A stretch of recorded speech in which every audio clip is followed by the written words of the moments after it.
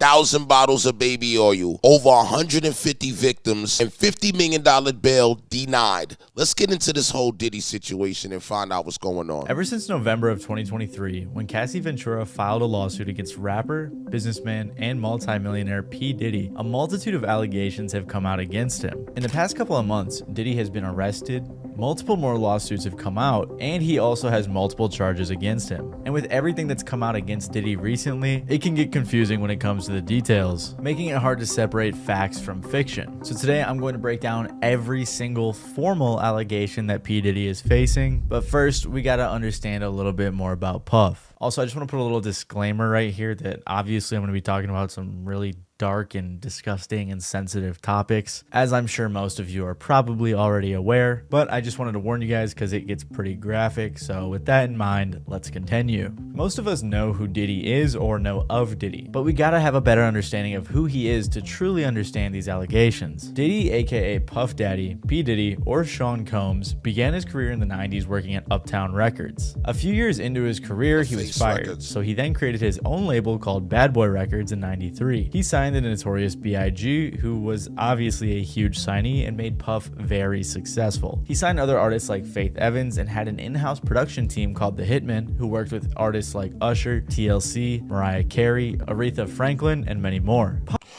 I mean, this is something that was confirmed. They say that Biggie had one regular eye and one lazy eye because he had to keep an eye on Puffy. Puff was already very successful, but then he decided to work on his own music. His first single charted for 28 weeks on the Billboard Hot 100, and his first album sold 561,000 copies first week. So Diddy was already wildly successful early on to his career in the music industry. Not only was he a successful artist, but he was also a powerful executive with tons of connections. He also had other business ventures, with one of his most successful ones Mention his father. I hope he mentioned his father was a big gangster out of Harlem. being his partnership with Ciroc, in which he helped them develop their brand in exchange for 50% of the profits. So if you didn't know much about Diddy, that's pretty much all you need to know. He's a rich, powerful, and successful man in the music industry and Hollywood in general. He's won a Guinness World Record for most successful rap producer in 1997. He's won 3 Grammys, and he's also credited for cultivating artists like Biggie, Mary J. Blige, and Usher. I kept it brief for simplicity's sake, obviously, but I really wanted to emphasize his power, his influence, and his wealth. Also, I said earlier he was a multi-millionaire, but they have even estimated his net worth to be $1 billion, so Diddy is very rich. Throughout his career, P. Diddy has also had quite a few controversies. In 1999, he was sued by Nas's manager after Diddy attacked him, for which they settled out of court for $500,000. In 2003, his clothing brand Sean John was accused of violating Honduran labor laws as the factories were based in Honduras. The National Labor Committee said that the employees were forced to work overtime, were paid sweatshop wages, and that the bathrooms were locked. In 2007, Diddy was sued for battery after he punched Gerard Rechnitzer at a nightclub. See, wait a minute. I mean, the whole time we're going to follow this story, I mean, he can't be responsible for what's going on at somebody's sweatshop in a whole other country. I mean, so I just want to add that. No idea if I said his name right. And there's even more alleged violent crimes that he's committed throughout his career. For example, Diddy's ex Cassie Ventura, who we will talk more about later, said that Diddy blew up Kid Cudi's car, to which a spokesperson for Kid Cudi said that it was true. On top of that, for years, Diddy has been theorized to be involved in both Pac and Biggie's deaths. Tupac's murder suspect even claimed that Diddy wanted him to kill both Pac and Suge Knight. There's even the time Eminem said, "The day you put out a hit's the day Diddy admits he put out the hit that got Pac killed." On top of that, Diddy even admitted that the death of Biggie helped his own music career. Even as recently as 2017, he was sued for sexual harassment by his chef, and the suit was settled out of court. So for a long time, Diddy has been a very shady guy in the music industry, with tons of conspiracy theories following him throughout his career. And over the years, as he would continue to have these controversies, nothing would compare to what happened recently. In November of 2023, singer Cassie Ventura filed a lawsuit against Diddy that would set off a chain of legal issues for Puff. She said, "After years of silence and darkness, I am finally ready to tell my story and to speak up on behalf of myself and for the benefit of other women who face violence and abuse in their relationships." Cassie met Diddy in 2005 when she was 19 and he was, I believe, 36, and she signed to Diddy's label in 2006. Not only did she sign, I heard that she was messing with Ryan Leslie before all of this. And he took her from Ryan Leslie. Signed to the label, but she signed a 10-album deal. She basically signed her life away. And Diddy made her sign this so that he could have more control over her career. So I wanted to get us all together so we could get this, everybody can hear from me how focused and excited I am about the project. I wanted, Cassie to, everybody to meet Cassie. Y'all know that's Cassie. They had an on and off relationship from this time until about 2018. In the lawsuit, Cassie claims that not too long after she met him, Diddy would give her drugs to make her compliant, he would beat her multiple times a year, and he forced her to have sex with male prostitutes while he filmed. He very quickly became very controlling of her, as obviously he was in control of her career, and he would also pay for her car, apartment, clothes, and also had access to her medical records. Apparently, a few years into the relationship, he would coerce her into having sex with male prostitutes while he watched, filmed, and pleasured himself. This stuff is really disgusting and disturbing, but basically Diddy was a cuck. And she said that this went on for years. In the suit, there was also mention of the 2016 incident where he hit Cassie in a hotel. That was the craziest thing right there. I think seeing the man running down the hallway was just wild. That was just insane. That was the wildest thing. Then he passed out. She tried to leave, but he woke up and followed her and started hitting her, as seen in the security camera footage. Apparently, Diddy even paid the hotel $50,000 for the footage. In 2018, at the end of their relationship, he apparently forced himself into her apartment and R-worded her, after which she finally left him for good. Also included in the suit, apparently Diddy dangled one of Cassie's friends over a 17th floor hotel balcony, and the suit also touches on when Diddy tried to blow up Kid Cudi's car in 2012 because Cudi was briefly talking to Cassie. Like I said, one of Cudi's spokespeople said, "This is all true." One of Diddy's lawyers, Ben Brafman, said, "Mr. Combs vehemently denies these offensive and outrageous allegations. For the past 6 months, Mr. Combs has been subjected to Miss Ventura's persistent demand of $30 million, under the threat of writing a damaging book about their relationship, which was unequivocally rejected as blatant blackmail. Despite withdrawing her initial threat, Ms. Ventura has now resorted to filing a lawsuit riddled with baseless and outrageous lies, aiming to tarnish Mr. Combs' reputation and seeking a payday." In response, one of Cassie's lawyers said, "Mr. Combs offered Ms. Ventura 8 figures to silence her and prevent the filing of this lawsuit." Now, I don't know about you guys, but I think it's pretty disgusting to say that this was just full of blatant lies because Cassie was seeking a payday when there's literally footage of Diddy beating her in the hotel. And that footage actually wasn't even out at the time, which I do want to speak on this, though. Like, should you get paid for what you did to your ex? Should you pay for what you did to your ex? We all got crazy exes. We all got crazy situations. Should we have to pay for what we did to our ex? I mean, there is levels to what you do, but I just think, like, should we be paying? And guys, women, should we be paying for what we did to our ex? Answer that in the comments. means the dude was just lying. Like I said, though, Cassie was suing Diddy for $30 million, and apparently the day after they filed the lawsuit, it was settled out of court. It was settled for an undisclosed amount, and both parties said they wanted to settle it in a pleasant and friendly way. There was nothing public about how they settled it. We don't know how much money Cassie was paid, if any, or even why in particular they settled. Ben Cesario from the New York Times said, "For Diddy, the settlement quickly shuts down what could have been a risky and potentially embarrassing process of legal discovery, in which reams of evidence are made public and a possible trial." And Cassie also likely didn't want to relive all of her trauma, which is why she probably was willing to settle rather than sit through a trial. But thanks to Cassie's courage for coming forward about this, a multitude of lawsuits followed. Just 5 days after Cassie's lawsuit, another lawsuit was filed accusing Diddy of drugging and essaying a college student at Syracuse University in 1991 and filming it. Then apparently Diddy would show the footage to people as revenge porn. Shortly after that, a third lawsuit was filed accusing Diddy and Aaron Hall of R-wording the accuser and her friend. Apparently, following the assault, Diddy pulled up to the girl's residence and got violent, even choking the girl till she passed out. After this suit came out,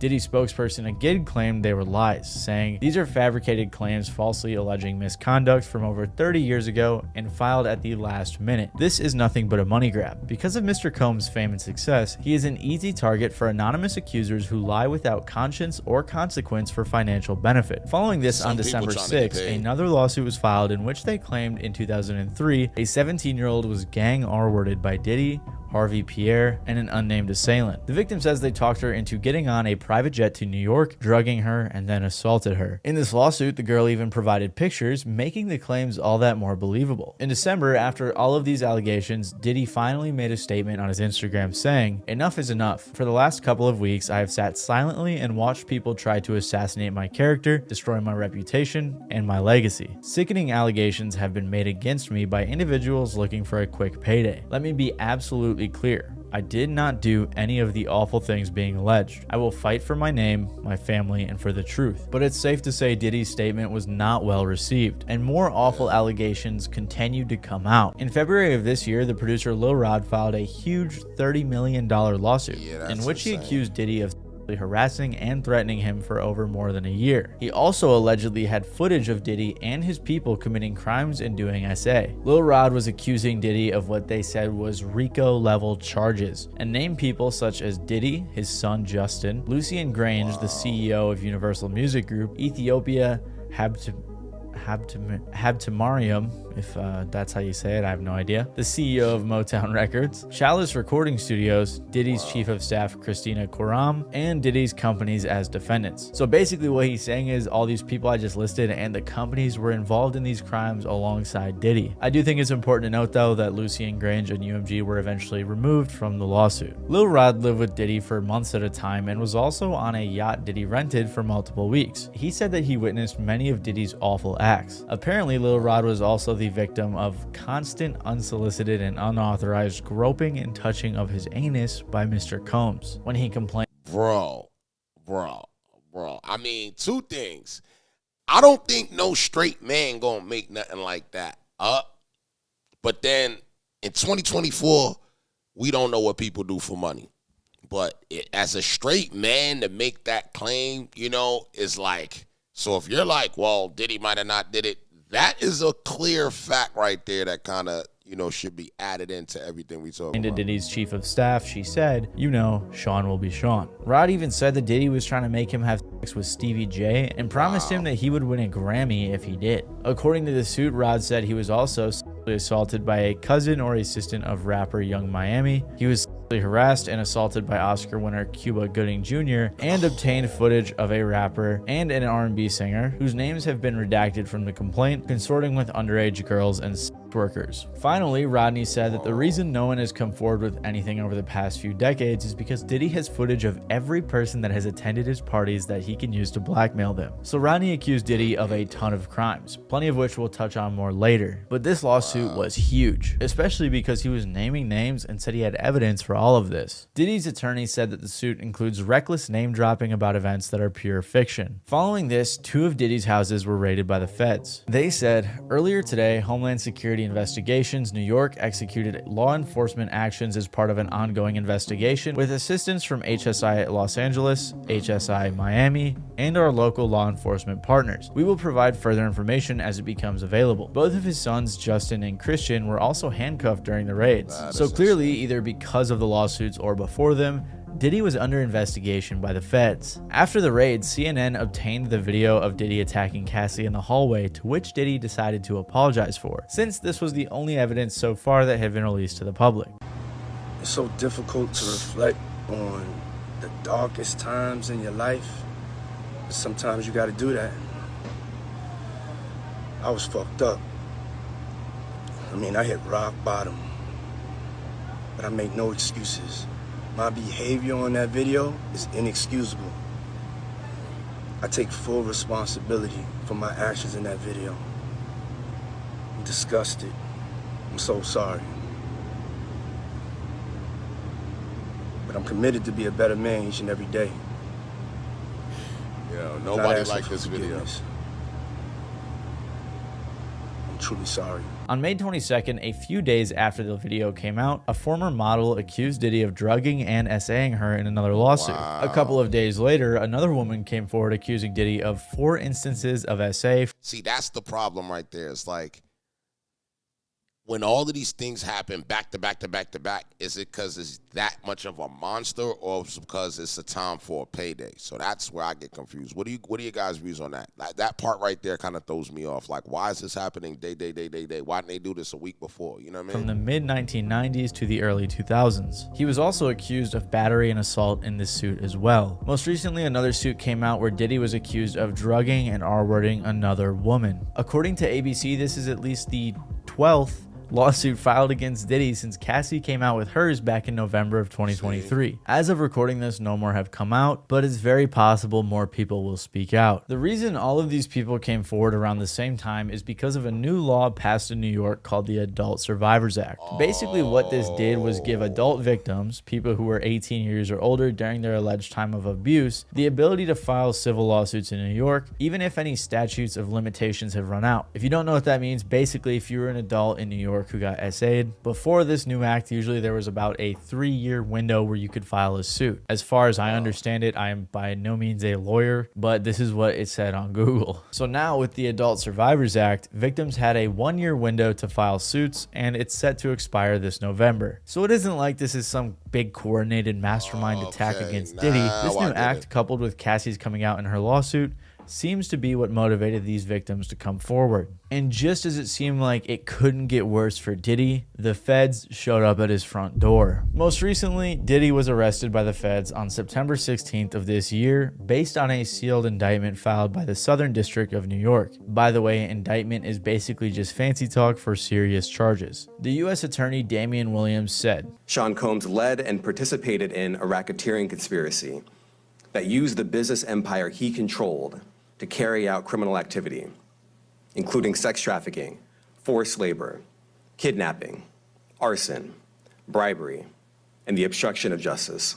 So like the U.S. Attorney implied, there are 3 main charges that Diddy is currently facing: racketeering conspiracy, trafficking by force, fraud, or coercion, and transportation to engage in prostitution. His first charge is racketeering, which is defined as a set of illegal activities aimed at commercial profit that may be disguised as legitimate business deals. In the indictment, they say that Diddy abused, threatened, and coerced women and others around him to fulfill his sexual desires, protect his reputation, and conceal his conduct. To accomplish this, they claim that he used his employees and his businesses to create a criminal enterprise that indulged in the things that the U.S. Attorney mentioned earlier. So basically what they were saying was all of the businesses that Diddy had created over the years for his music career, his clothing career, and everything else like that, he was using those and his employees to help cover up and do the things he wanted to do. And like we know, many of the things he wanted to do included assaulting women. The attorney even referred to Diddy's business, Combs Enterprise, as a criminal organization because Diddy had many of his employees working to cover up everything he was doing. They said the employees engaged in and attempted to engage in, among other activities,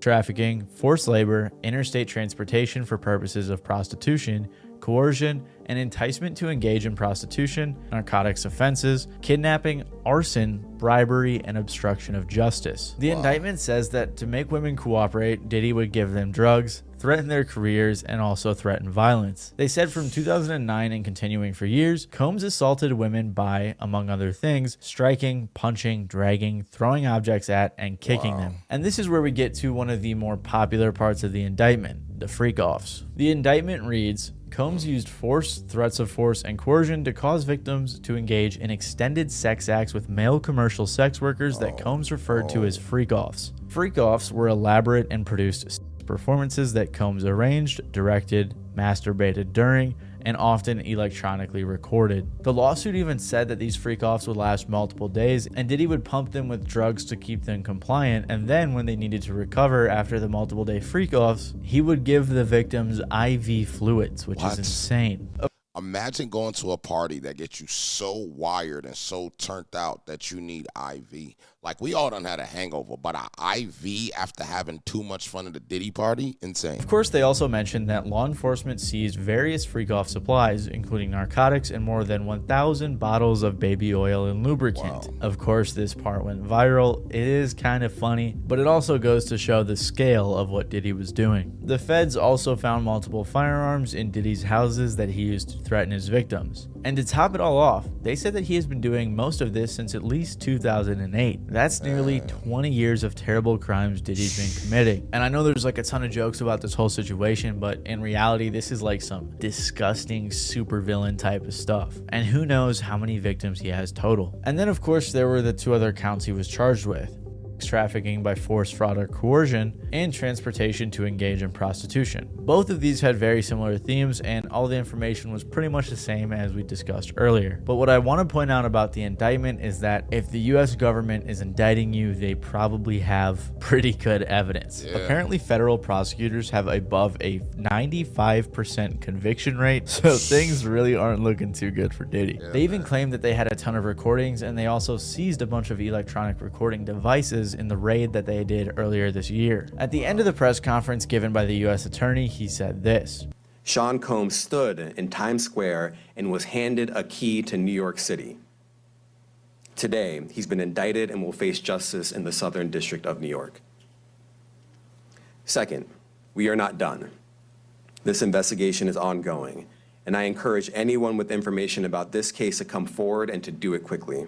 The government says in the indictment that others were involved in Diddy's actions, and Legal Eagle explained how the government could go after them. And there is a federal crime called misprision of felony, which is defined in 18 U.S.C. Section 4. Quote, whoever having knowledge of the actual commission of a felony cognizable by a court of the United States conceals and does not as soon as possible make known the same to some judge or other person in civil or military authority under the United States shall be fined under this title or imprisoned not more than 3 years or both. So if a person has knowledge of a felony and conceals it and doesn't report it to the authorities, that person has committed a crime. So this investigation is far from over. After being arrested, Diddy has been denied bail multiple times, and he has also been placed on suicide watch. He's also in the same cell as Sam Bankman-Fried or however you say his name, which is pretty interesting. His lawyer has tried to suggest multiple times that he's innocent, which at this point is honestly just ridiculous. Mr. Combs is a fighter. He's going to fight this to the end. He's innocent. He came to New York to establish his innocence. He's not afraid. He's not afraid of the charges. There's nothing that the government said in their presentation today that changes anyone's mind about anything. I mean, listen to the reason that the lawyer gave for all of Diddy's baby oil bottles. How do you explain the baby oil? This was and insane. The 1,000 bottles of baby oil. I don't think it was 1,000. I think it was a lot. I mean, there's a Costco right down the street. You know, I think Americans buy in bulk, as we know. And, you know, this is consensual adults doing what consensual adults do. To summarize, Diddy is currently facing at least 11 lawsuits, settled one of them, and is also facing an indictment, all of which allege themes of violence, SA, racketeering, trafficking, prostitution, and many more. None of these suits contain any information about other celebrities, except for Lil Rodney's, which has been amended, like I said, to leave out some bigger names. It's possible we will learn about other celebrities or famous people involved in Diddy's freak-offs or other actions in the investigation. But as of now, this is all he's been accused of, legally speaking. So while there are all these rumors floating around about who he did things with or to, these are the things he's actually being accused of by multiple people and the US government. And as Bruce Rivers says, guess what, Diddy? Diddy, I got news for you. There's a freight train coming, and you are tied to those motherfucking tracks. And your lawyer, he's got a chisel, he's got a blowtorch, and he's got all kinds of other tools in his toolbox.